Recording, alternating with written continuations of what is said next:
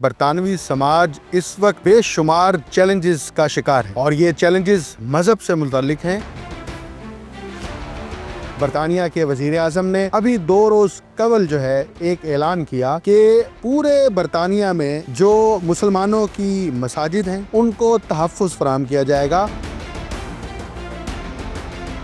یہ وہی برطانیہ ہے نا جو انسانی حقوق کا چیمپئن بنتا ہے، لیکن آج برطانیہ کے اندر رہنے والے وہ انسان جن کی مذہبی شناخت کچھ اور ہے، انہیں اپنی زندگی گزارنے میں شدید مشکلات کا سامنا ہے۔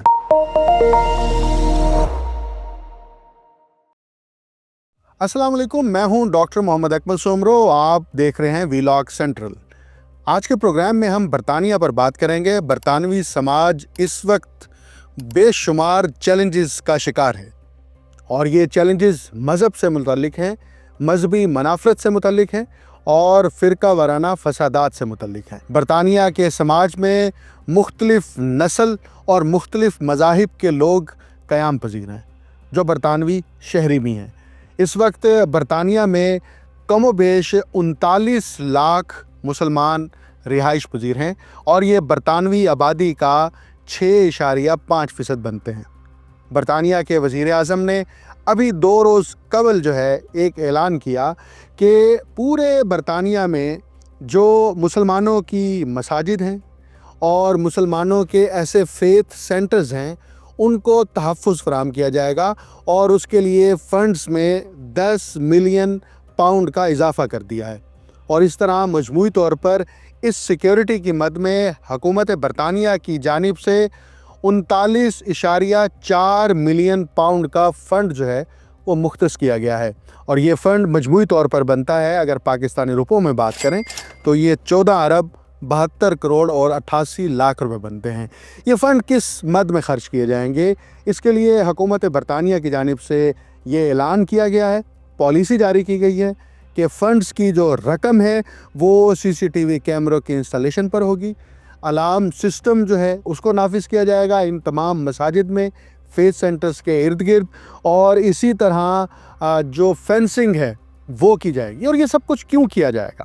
یہ سب کچھ اس لیے کیا جائے گا کہ برطانیہ میں مذہبی منافرت اور مذہب کی بنیاد پر تشدد اور نفرت انگیز جرائم میں تیزی سے اضافہ ہو رہا ہے۔ اس اضافے کی وجوہات میں تو آگے چل کے بات کریں گے، لیکن جو سرکاری اعداد و شمار ہیں، حکومت برطانیہ کی جو ویب سائٹ ہے اس ویب سائٹ پر آپ جا کر دیکھیں تو اس رپورٹ کے مطابق اس وقت ایک سال میں، جو سال مارچ 2025 میں ختم ہوا تھا، اس کے مطابق 1,15,990 جرائم رجسٹرڈ ہوئے ہیں۔ یہ وہ جرائم ہیں جو پولیس اسٹیشنز پر رجسٹرڈ ہوئے ہیں، جو سرکاری سطح پر رجسٹرڈ کیے گئے ہیں، یہ وہ تعداد ہے۔ اور ابھی بے شمار ایسے جرائم ہیں جو رپورٹ نہیں ہوتے اور جو پولیس جس کو رجسٹرڈ نہیں کرتی۔ یہ جرم جتنے بھی ہیں یہ سارے مذہبی منافرت کی بنیاد پر ہیں، یعنی نفرت انگیزی کی بنیاد پر ہیں، اور یہ سارے جرائم، اس میں 19% جو اضافہ ہوا ہے وہ جرائم ہیں جو مسلمانوں کے خلاف ہے۔ مساجد پر حملے ہوں، مسلمانوں کو تشدد کا نشانہ بنایا جائے، مسلمانوں کو مذہبی منافرت کا نشانہ بنایا جائے، یا ورک پلیس پر، جاب کرنے والی جگہ پر مسلمانوں کے ساتھ امتیازی سلوک روا رکھا جائے۔ یہ اتنا بڑا چیلنج ہے اس وقت برطانوی سماج کو کہ حکومت برطانیہ اور برطانیہ کے وزیر اعظم اس بات پر بیانات جاری کر رہے ہیں کہ برطانیہ کی سوسائٹی کو محفوظ کیا جائے گا اور یہ جو تقسیم ہے اس تقسیم کو ختم کیا جائے گا۔ لیکن کیا یہ اتنا آسان ہے؟ یہ وہی برطانیہ ہے جو دنیا میں 200 سال تک حکومت کرتا رہا، تو اس حکومت کا فلسفہ صرف ایک تھا کہ یورپی نسل اور بالخصوص برطانوی نسل کے جو لوگ ہیں، انگریز جو ہیں وہ سپیریئر ہیں، ان کا دماغ بڑا ہے۔ آپ دیکھیے ایک بہت پاپولر ڈاکومنٹری ہے ایکسٹرمینیٹ آل دا بروٹس کے نام سے، اس کے اندر یہ دکھایا گیا ہے کہ برطانوی فلاسفرز نے یہ دنیا بھر میں باضابطہ طور پر تحقیقات کی، سائنٹیفک سٹڈیز کی، صرف یہ ثابت کرنے کے لیے کہ جو انگریز نسل یا سفید نسل کا جو انسان ہے اس کا دماغ کا سائز بڑا ہے، اور اس کے دماغ کا سائز بڑا ہونے کی اس بات کی علامت ہے کہ وہ ذہین ہے، اور وہ ذہین ہے، اس کا دماغ بڑا ہے۔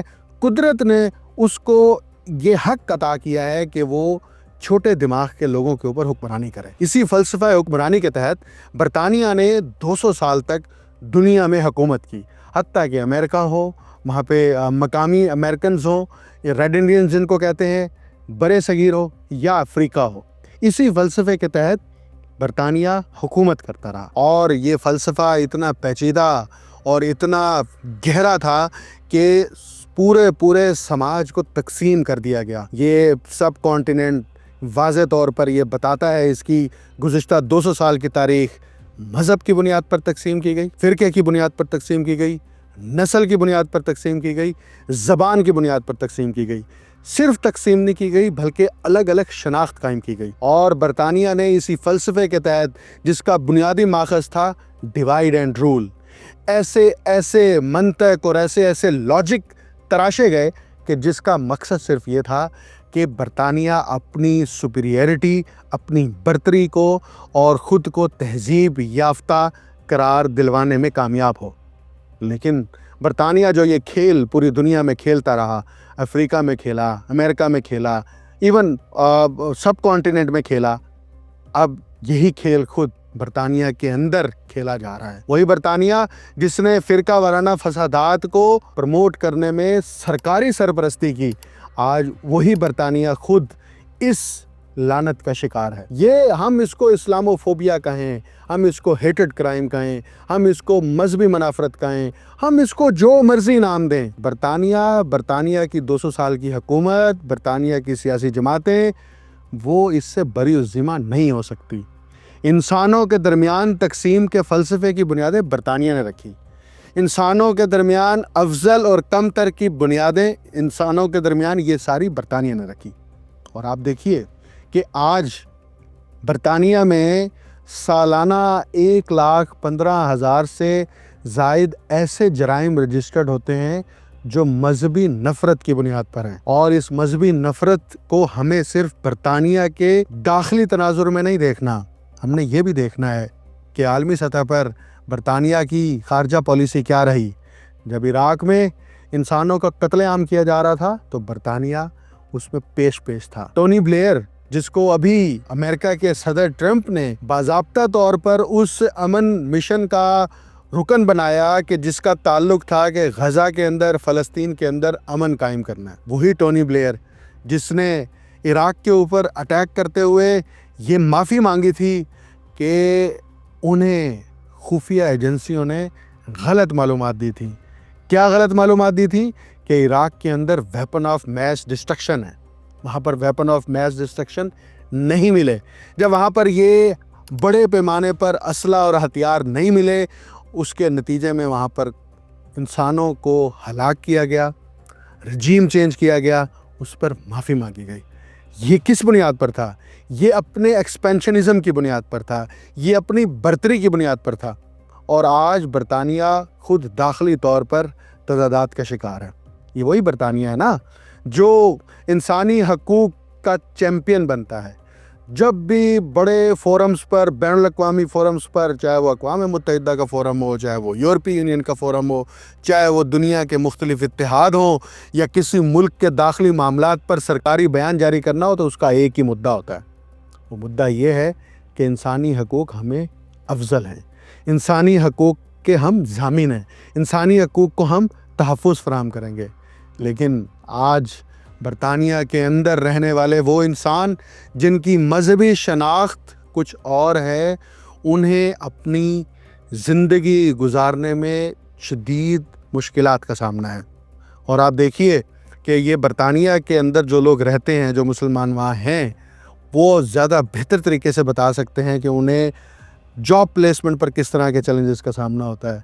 یہ بھی رپورٹس ہیں، بے شمار جگہ کوٹ ہوا ہے کہ جو مسلمان وہاں پر جنہیں اجرت دی جاتی ہے، جنہیں کام دیا جاتا ہے، وہ سفید فام یا سفید مسیح لوگ یا کسی اور مذہب سے تعلق رکھنے والے لوگ، ان سے کم از کم 22% کم ہوتی ہیں۔ یہاں پر انسانی حقوق کہاں جاتے ہیں؟ یہاں پر انسانی حقوق کے اوپر برطانیہ سے آوازیں کیوں نہیں اٹھائی جاتی؟ وہاں پر انسانی حقوق کے لیے کام کرنے والی تنظیمیں کہاں ہیں؟ اسلاموفوبیا پر تو میں کبھی بات کروں گا، بہت تفصیل سے کروں گا کہ اس کی کالونیل روٹس کیا ہیں اور ماڈرنزم کے اندر، کیپٹلزم کے اندر اس کے مقاصد اور اہداف کیا ہیں، اس پر ایک کبھی میں بہت ڈیٹیل پروگرام کروں گا، لیکن یہاں پر میں صرف ضمناً بات کر رہا ہوں کہ برطانیہ کو اپنے اس داخلی تضادات کو حل کرنے کے لیے اپنی بنیادی فلسفی میں تبدیلی لانا ہوگی۔ وہ فلسفی پوری دنیا کے لیے وہی ہوگی جو برطانوی عوام کے لیے ہوگی، جو برطانوی شہریوں کے لیے ہوگی۔ اور اگر برطانیہ اس کو ایڈریس نہیں کرتا تو بظاہراً تو یہ مسلمان آبادی برطانیہ کے اندر 6.5% ہے، 39 لاکھ لوگ ہیں۔ عددی تعداد کے اعتبار سے دیکھیں تو یہ بہت بڑا نمبر ہے، لیکن جب تناسب میں دیکھتے ہیں تو ہمیں یہ 6.5% نظر آتا ہے۔ یہ صرف ان کے خلاف نہیں ہے، دیگر مذاہب کے لوگ بھی، ان کے ساتھ بھی یہی ہو رہا ہے۔ اس کے ساتھ ساتھ نسل کی بنیاد پر کہ آپ کا کس نسل سے تعلق ہے، کس زبان سے تعلق ہے، اس کی بنیاد پر بھی جرائم ہو رہے ہیں۔ تو یہ جرائم چھپ نہیں سکتے۔ ٹھیک ہے، یہ خوش آئند بات ہے کہ مسلمانوں کی مساجد، ان کے فیتھ سینٹر، ان کو تحفظ فراہم کرنے کے لیے برطانیہ کی جانب سے ایک بڑا فنڈ مقرر کیا گیا ہے اور اس فنڈ کو خرچ کیا جا رہا ہے، لیکن برطانیہ کو اپنی پالیسی کو ریوائز کرنا پڑے گا ریاستی سطح پر۔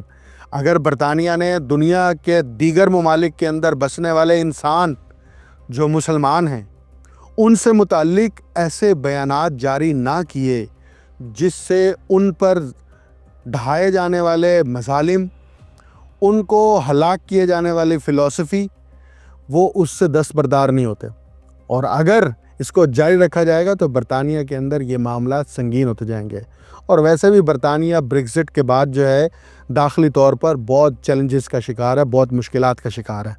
ابھی آپ دیکھ لیں کہ برطانوی بادشاہ کی جب پہلی ملاقات ہوئی امریکی صدر ٹرمپ کے ساتھ، ٹرمپ آگے آگے جا رہا ہے اور برطانوی بادشاہ پیچھے پیچھے چل رہا ہے۔ بڑی تنقید ہوئی کہ یہ پروٹوکول کے خلاف ورزی ہے۔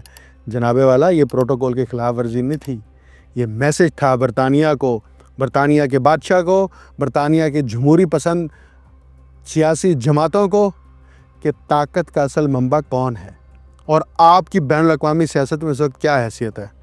دنیا کے اندر خزانوں کو لوٹنا ہو، دنیا کے اندر لوٹ مار کرنی ہو اور دنیا کے اندر وسائل کو غارت کرنا ہو، اگر تاریخ کسی بھی قوم کی ایسی ہوگی تو اس کا مستقبل کبھی بھی تابناک نہیں ہو سکتا۔ برطانیہ آج اگر اپنے داخلی معاملات میں انسانوں کو ایکویلٹی کی بنیاد پر ٹریٹ کرے گا تو یہ سماج ہو سکتا ہے مزید ان چیلنجز سے نبردآزماں نہ ہو جو آج برطانیہ کو درپیش ہے۔ وگرنہ یورپ کے حالات تو آپ کے سامنے ہی ہیں کہ یورپ اس وقت خود جو ہے وہ سسک رہا ہے، اپنی بقا کی جنگ لڑ رہا ہے، جس پر میں نے ایک پورا ڈیٹیل پروگرام کر دیا ہے اور اس میں میں نے بہت ساری چیزیں وہاں بتائی ہیں، وہ پروگرام آپ الگ سے دیکھ سکتے ہیں۔ آج کے پروگرام میں میری آخری بات صرف یہی ہے کہ انسان مقدم ہوتے ہیں، انسان برابر ہوتے ہیں۔ یہ مذہب، یہ نسل، یہ زبان اور یہ رنگ، اس کی بنیاد پر امتیازی سلوک رکھنا، یہ انسانی تاریخ میں جن جن قوموں میں یہ ہوا ہے وہ قومیں زوال پذیر ہوئی ہیں، وہاں پر تباہی آئی ہے اور اس تباہی کے نتیجے میں وہ قومیں نیست و نابود ہوئی ہیں۔ مجھے ڈاکٹر محمد اکمل سمرو کو اجازت دیجیے، آئندہ نئے پروگرام میں حاضر ہوں گے۔ اللہ حافظ۔